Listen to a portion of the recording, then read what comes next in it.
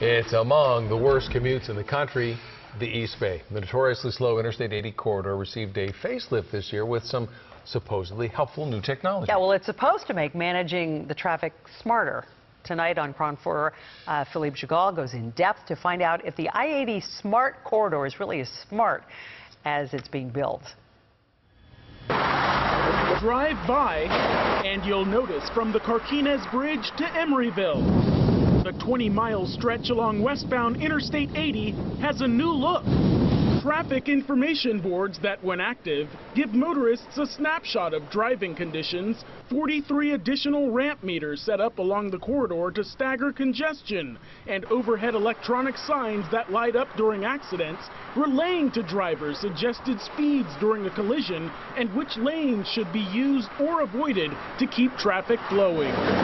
The California Department of Transportation, or Caltrans, says this stretch is among the top 10 worst in the state, averaging 25 lane blocking incidents a week.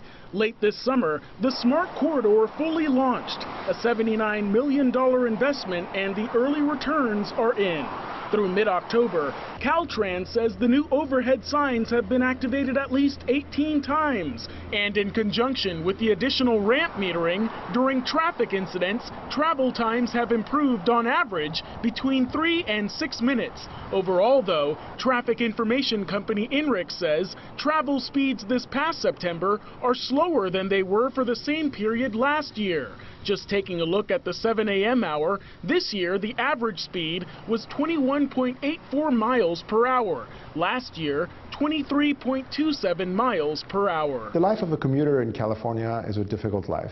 Alex Bayan is a professor of electrical engineering and computer science and director of the Institute of Transportation Studies at UC Berkeley. This is the Bay Area, this is Silicon Valley, this is Los Angeles, this is a place where innovation is very rapid. Bayan specializes in mobile sensing and believes Caltrans and its Smart Corridor will continue to improve congestion. Smart corridor solutions are essential in the future of mobility in the U.S. because of the demographic explosions in some places, in particular like California. It's not going to be possible in the future to build more infrastructure to accommodate more traffic. So in order to relieve that congestion, we need other solutions. And the solutions have to do with operations and planning. And this is really where Smart Corridor concept can make a huge difference. We learned this past weekend, though, that the Smart Corridor doesn't automatically activate every time there's an accident. This 3-car crash shut down 2 lanes near Richmond, but the system wasn't turned on.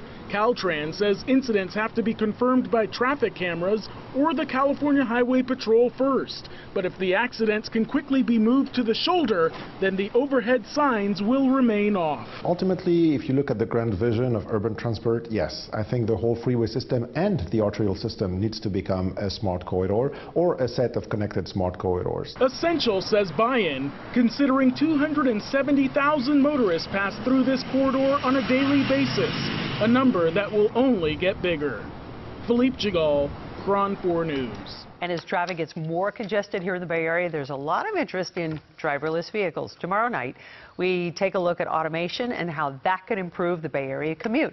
Our series on road warriors continues tomorrow night at 10.